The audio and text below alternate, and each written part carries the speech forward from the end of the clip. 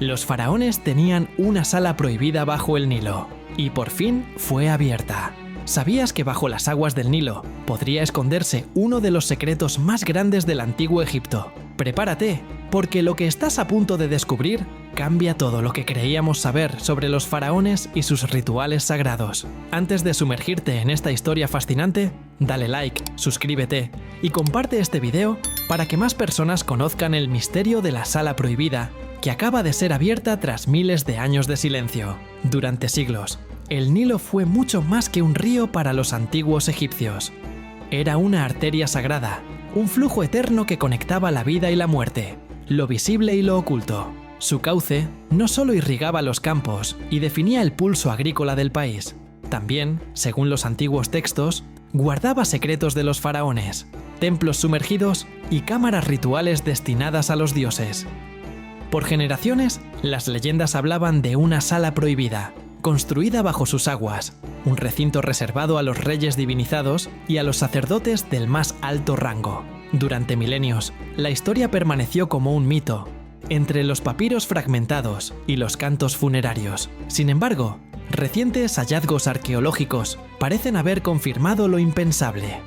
La existencia real de esa cámara subterránea, oculta bajo el lecho del Nilo, y sellada desde tiempos del Imperio Nuevo. El descubrimiento comenzó con un estudio geofísico del subsuelo en la zona de Luxor, antiguo Tebas, realizado por un equipo egipcio-europeo. Mediante sensores de tomografía eléctrica y radar de penetración terrestre, se detectaron anomalías a casi 40 metros bajo el lecho del río. Lo que inicialmente se interpretó como formaciones rocosas, terminó revelando estructuras arquitectónicas con alineaciones demasiado precisas para ser naturales. Al excavar, los arqueólogos encontraron un sistema de túneles excavados en la piedra caliza, protegidos por compuertas de granito, que solo podían haber sido diseñadas con propósitos rituales y de ocultamiento.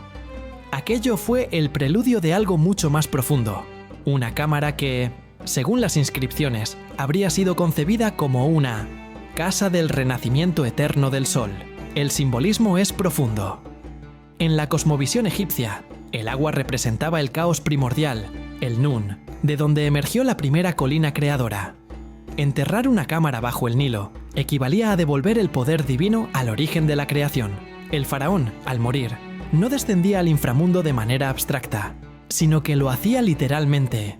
Su espíritu debía sumergirse en el agua, cruzar las corrientes y alcanzar el lugar donde los dioses del abismo lo esperaban para regenerarlo. En ese sentido, la sala prohibida no era una tumba común, sino una matriz cósmica, una metáfora material del renacimiento solar.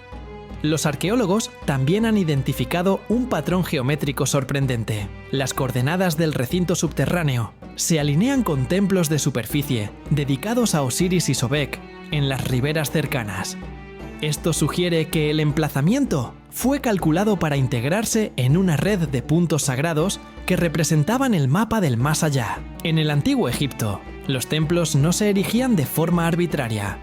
Su disposición obedecía a alineaciones astronómicas, hidráulicas y simbólicas. La idea de una red de poder bajo el Nilo es coherente con esa cosmovisión.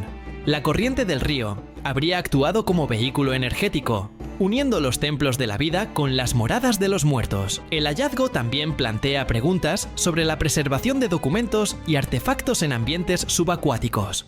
Las condiciones anaeróbicas del limo del Nilo favorecieron la conservación parcial de materiales orgánicos, como papiros enrollados en cápsulas de arcilla. Algunos de ellos, aún en proceso de restauración, contienen himnos funerarios desconocidos, donde se menciona un camino de agua del renacimiento. Estos textos podrían representar una versión alternativa del Libro de los Muertos, adaptada para ceremonias realizadas en templos acuáticos. La posibilidad de que existiera un corpus ritual secreto, destinado a sacerdotes iniciados en el culto del Nilo, abre una nueva línea de investigación sobre las jerarquías religiosas y sus prácticas esotéricas. Desde una perspectiva arqueológica, la apertura de la cámara fue un desafío monumental. Se emplearon técnicas de succión de sedimentos y microburbujas para reducir la presión hidrostática sin comprometer la estructura. Durante las primeras horas de inmersión, los buzos informaron de una sensación de descenso interminable, pues el túnel principal está diseñado en espiral descendente, como una metáfora física del viaje al inframundo. A medida que avanzaban, las paredes cambiaban de textura, de caliza tallada a granito pulido, luego a una superficie vitrificada, posiblemente resultado de una técnica de sellado desconocida. En la cámara central, de unos 8 metros de diámetro, se halló un altar monolítico con grabados que representan el ciclo solar, desde el amanecer hasta el ocaso, y una figura del faraón fusionada con el disco solar. Los análisis isotópicos de los minerales del altar revelan una composición poco común, con presencia de elementos traídos desde Nubia y el Sinaí.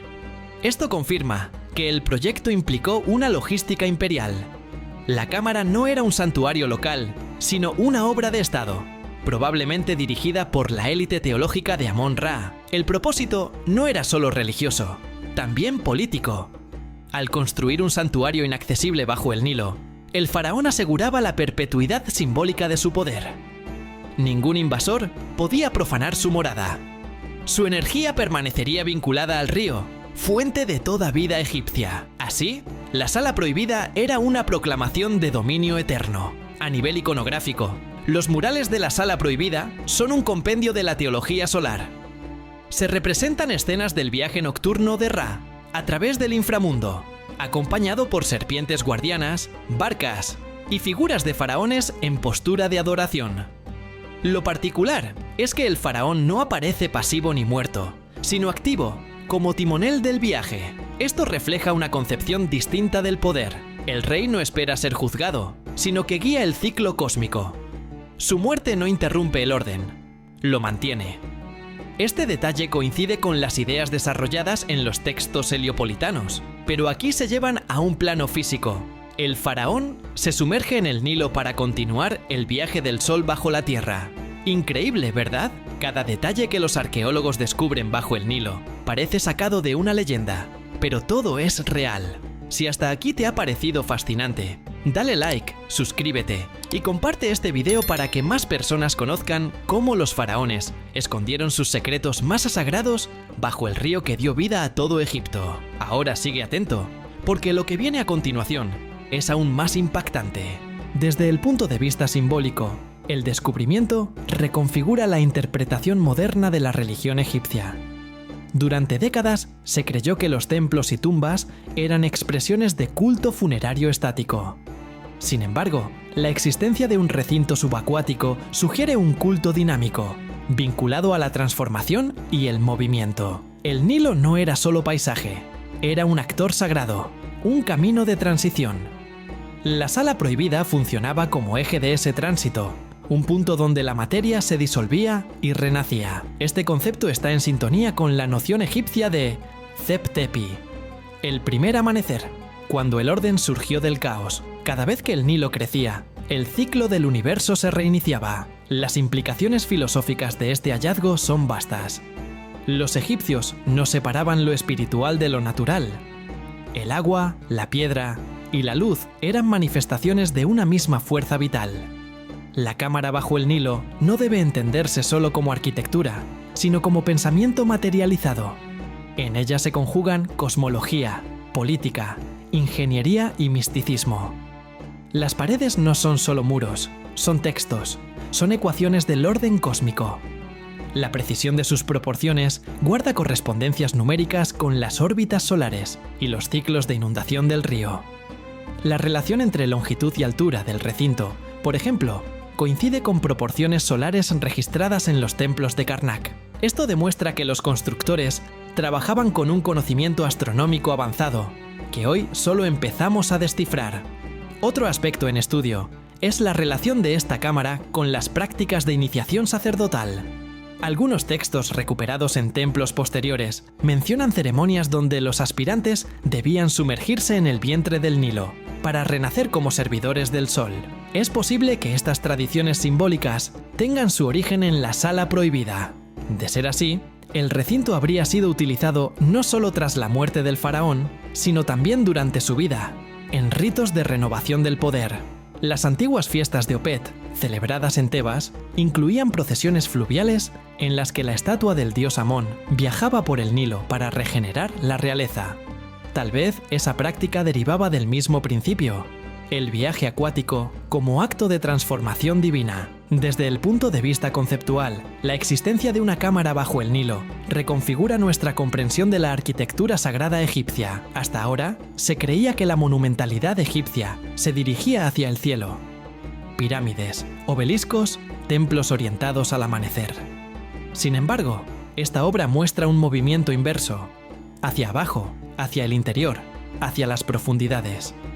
Es una arquitectura del descenso, del retorno al origen. Los faraones no solo aspiraban a la elevación celestial, sino también al reencuentro con el abismo primigenio. El equilibrio entre ambas direcciones, ascenso solar y descenso acuático, define el corazón de la teología faraónica. Los análisis lingüísticos de las inscripciones aportan otra capa de significado. Se ha detectado el uso de fórmulas mágicas distintas a las del libro de las puertas o el libro de las cavernas. Estas inscripciones parecen ser más poéticas, casi filosóficas. Hablan del agua que piensa, del río que sueña al sol, del rey que se disuelve en la corriente para ser de nuevo la aurora. Este lenguaje sugiere que los sacerdotes consideraban el acto de sumergirse en el Nilo no solo como ritual, sino como proceso cognitivo. El entendimiento pleno de la divinidad requería disolverse en ella. A medida que el equipo científico continúa documentando cada fragmento, emergen preguntas sobre el propósito final de esta obra. ¿Era un experimento religioso? ¿Un proyecto de ingeniería espiritual? ¿Un mensaje cifrado a futuras civilizaciones? Lo cierto es que la sala prohibida bajo el Nilo se convierte en testimonio tangible de la complejidad del pensamiento egipcio. No era una cultura obsesionada con la muerte, como a menudo se cree, sino con la continuidad. En su visión, nada desaparece, todo se transforma. La muerte no es fin, sino tránsito, igual que el río que fluye sin cesar. El descubrimiento también invita a reflexionar sobre el papel del agua como símbolo universal. En casi todas las culturas antiguas, el agua representa el origen, la purificación y el renacimiento. Los egipcios, sin embargo, fueron los únicos en materializar esa idea en una construcción subfluvial real. Su fe en la permanencia del alma los llevó a desafiar la naturaleza misma, construyendo donde el hombre moderno apenas se atrevería a excavar. Esa osadía espiritual y técnica resume la grandeza de su civilización. Una cultura que unió matemáticas y misticismo, astronomía y metafísica, piedra y corriente. Hoy, mientras los estudios continúan, la sala prohibida bajo el Nilo se alza como un espejo del pensamiento humano. Representa la búsqueda eterna de trascendencia, el deseo de los hombres por tocar lo divino, por vencer la muerte a través del conocimiento. Los faraones no temían al agua ni a la oscuridad. Las transformaban en templos. Bajo el cauce del río más sagrado del mundo, dejaron grabado su mensaje más profundo: que el poder y la vida son ciclos, y que todo renace, incluso lo que fue sepultado por milenios. Y así, después de miles de años, el secreto más profundo de los faraones ha salido a la luz. ¿Qué te ha parecido este descubrimiento bajo el Nilo? Déjalo en los comentarios, queremos saber tu opinión.